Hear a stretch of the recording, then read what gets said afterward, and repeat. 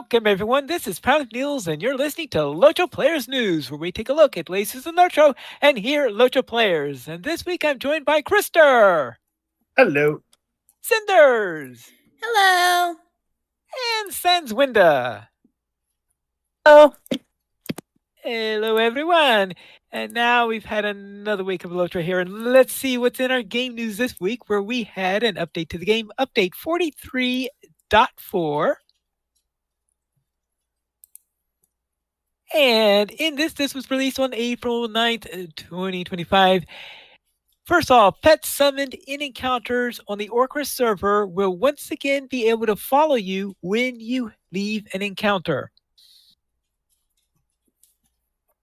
The Stable Master travel route to the Entmoors will no longer appear when the Entmoors has reached its free player population cap.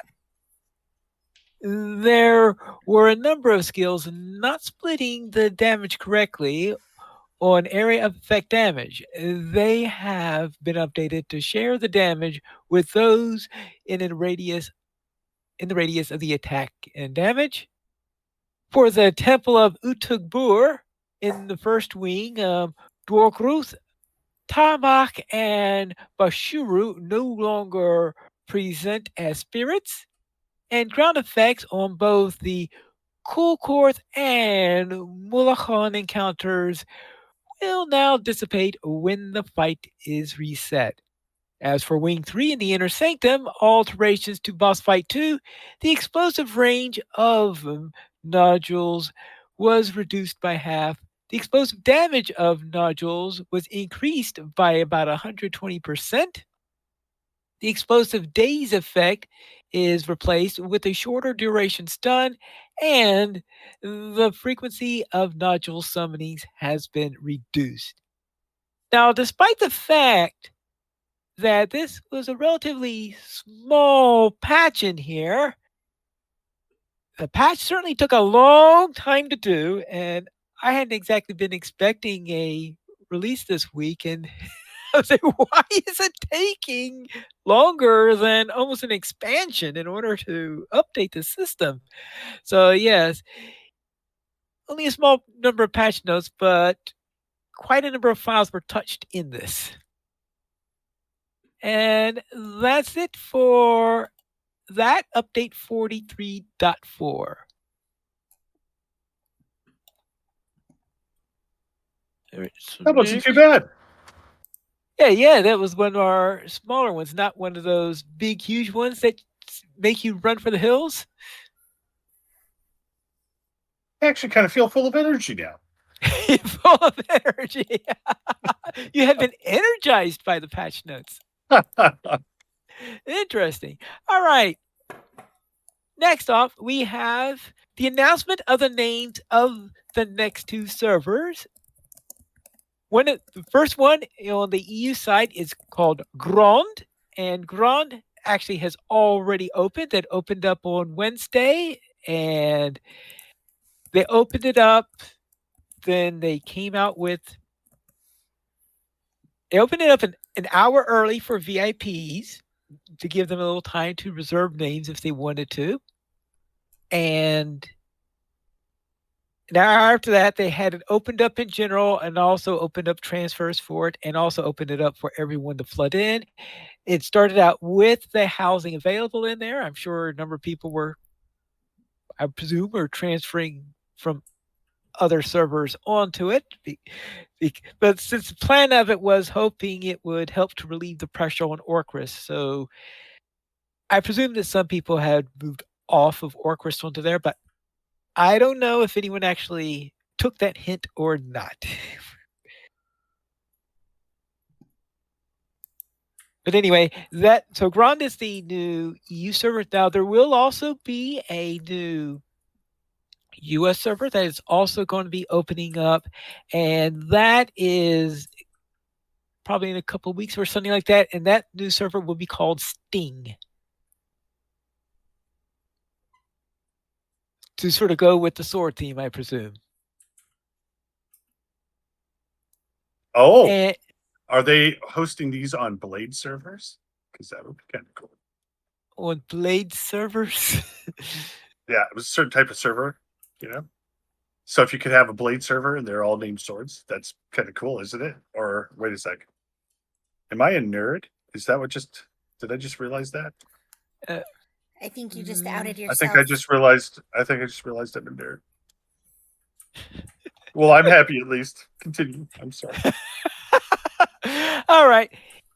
Anyway, they were noting that once they have Sting up in operation and things are settled, that's when they'll finally get around to bringing out the dark worlds and being able to make them available for transfers finally, because they wanted to make sure that everything else was settled before doing that. We'll see how that goes.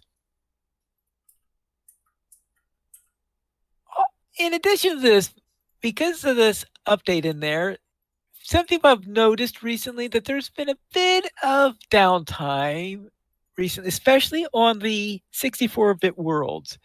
So Severlin wrote a letter to the players relating to this. Now, one of the strange things on this matter is that there's also been another issue where some people have been having difficulty posting to the forums. And that's, of course, been a little bit of a problem that they had. And they found a way around it that works for most people. Well, so happens that Sev is one of those people. I know he's the executive producer for whom he is having this trouble with the server, but also that the workaround that was working for a lot of people does not work for him. So he could not post this himself. So he had to uh, get Cordovan to post it for him. So what's going on with today's downtime? This is posted on Friday. Over the course of the last 2 weeks, we have added several optimizations to the central server to allow us to increase the size of the server hardware and handle more players than ever before. One of these optimizations caused a pet issue that makes the flying issue much more likely. Fortunately, the optimizations and extra hardware we added on Wednesday means that we can disable that particular change on Meriadoc, Peregrine, and Glamdream until we can fix those two issues. Orcus is large enough, however, that it needs that optimization, and we had to make the hard decision to keep that technology on. For Meriadoc, Peregrine, and Glamdream, the pet bug and the flying bug should stop or at least be much less frequent. And the performance of these two servers looked good last night, and we will watch the performance of those servers, especially Glandring, over the weekend as we work on fixing those issues. Looking at the data, those servers should still be performant. We are working on a permanent fixes to the pet bug and the flying bug. Last night, players reported problematic performances on the raid on Orcrist. 12-person content is much harder on the individual server process than other types of content, so we need to sequester away the newest raid in its own server space. Even though the central server bottlenecks are cleaned, no one server process can handle 4 raid groups at the same time. Even 3 is a bit laggy.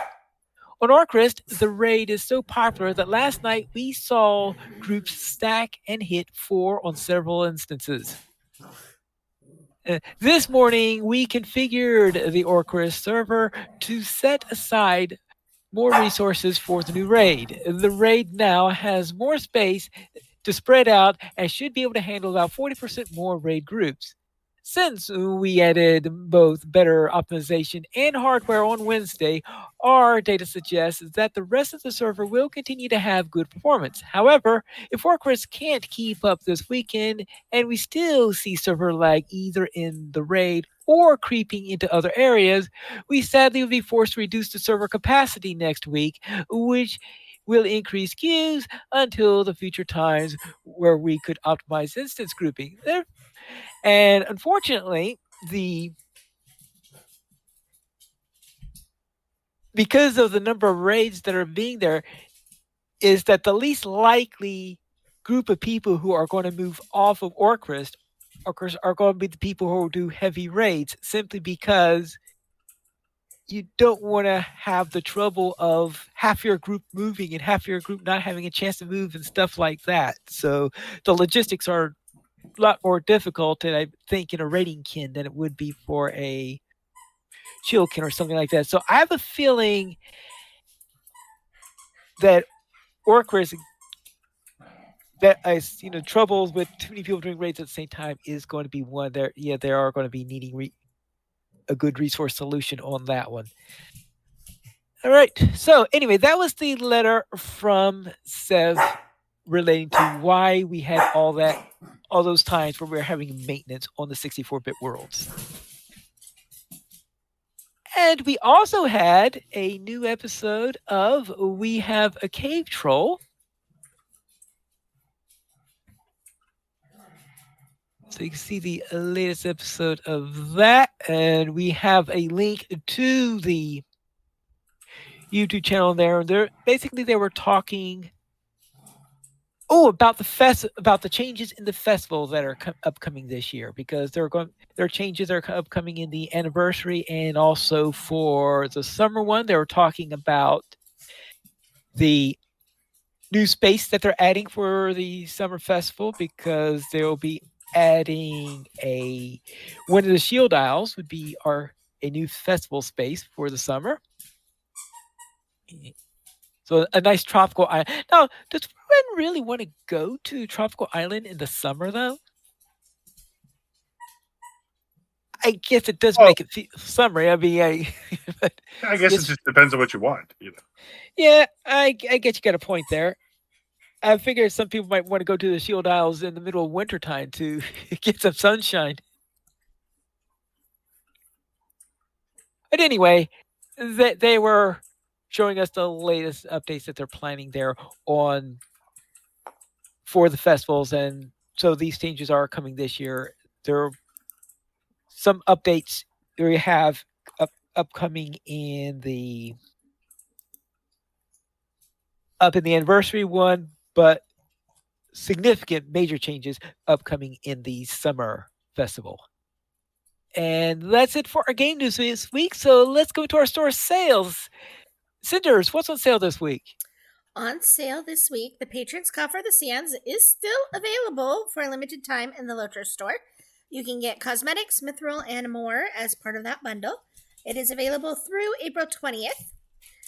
You can also prepare for battle and get 25% off of stat tomes and bundles, food and drink, combat buffs, and movement buffs through April 17th.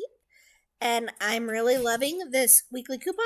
It is a free universal solvent, just one, with coupon code Universally Mine. No spaces. Wow. It does give very much. I just lost the word. Vibes. And evil vibes. Evil overlord evil vibes. I shall have all this. Oh, wait. Yeah. Also on sale through the 17th. I shall have all the crafting supplies and all the solvents. And I shall make all the... Oh, wait. Well, that sounds more greedy than evil. I don't know. I think evil people hoard. All the goodies for themselves and never ever share. Right. Let's go to our weekend gaming. Krister, what have you been up to? Well, as I attempt to get Krister into some semblance of some type of shape to raid again, I have come to understand that my focus needs to be on making sure that my mitts are looking good, and I believe that is because now I can't remember if it was the first or second boss, but one of the bosses, the mitts are a crucial aspect to them. Also, played around with the contents of the coffer, and I put the aura effect on my shield, and it made my shield look incredibly evil.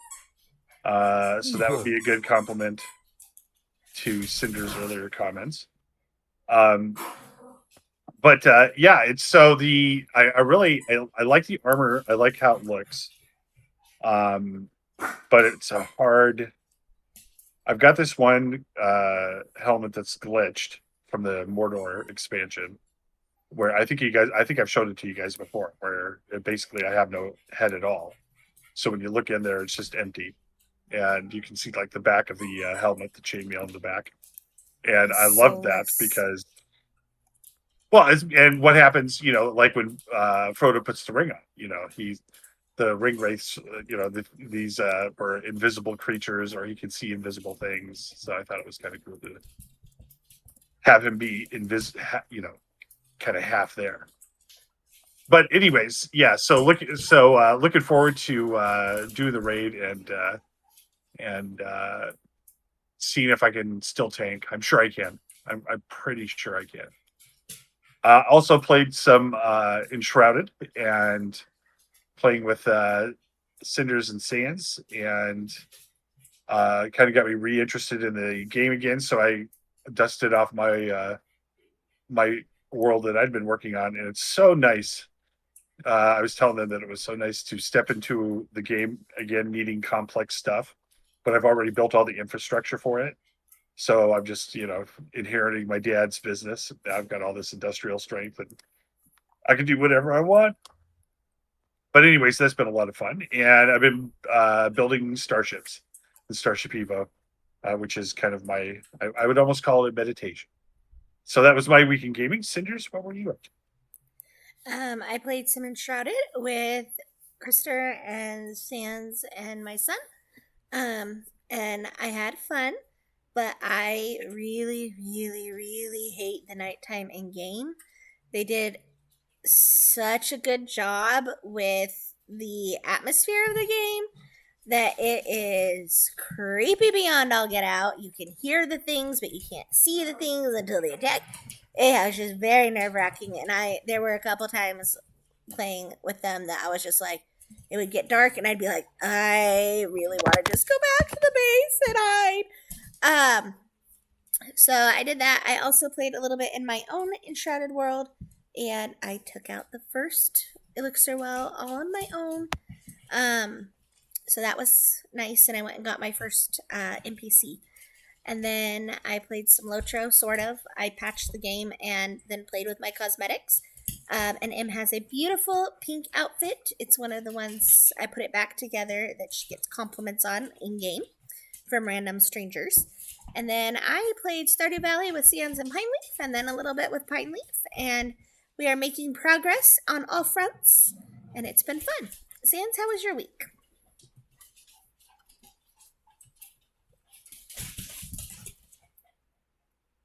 Sans? Yeah, sorry, I forgot I was muted. My week was pretty good. I finally started working on really figuring out guild rep from my main cook in Lotro, and it's been kind of fun trying to make a stockpile of stuff so I can log on and make the repast during the week. And played more Enshrouded, and it's been a lot of fun. Kind of one of those, you can go anywhere that you're brave enough to go, and you might die horribly, but it's fun. And then in my solo world, I'm having a hard time deciding where to spend the points, though, because I'm like, I want to do all the things right now. And then in ESO this week, I ate lots of cake and ran a group dungeon with Grandis and Lonori. And we killed a world boss a few times, which was fun too. And that was pretty much my week. How was your week, Pineleaf? All right. Well, on Friday Night Fight, we decided to first we ran the Erebor raid, and in there we first tried it and we got completely stomped. So in order to finish it with a win, we then knocked it down a few levels and were finally able to beat it. After doing that, we said, let's run something more optimistic, Survival Barrel Downs. And there we lasted 40 minutes in that before we finally succumbed to us and not 40 minutes, 20 minutes. That's 20 minutes. Wait, 40 minutes. That was really being optimistic. No, we lasted 20 minutes in the barrel downs and that, which is a pretty good amount of time in which to last in that particular one. I rarely get past that point.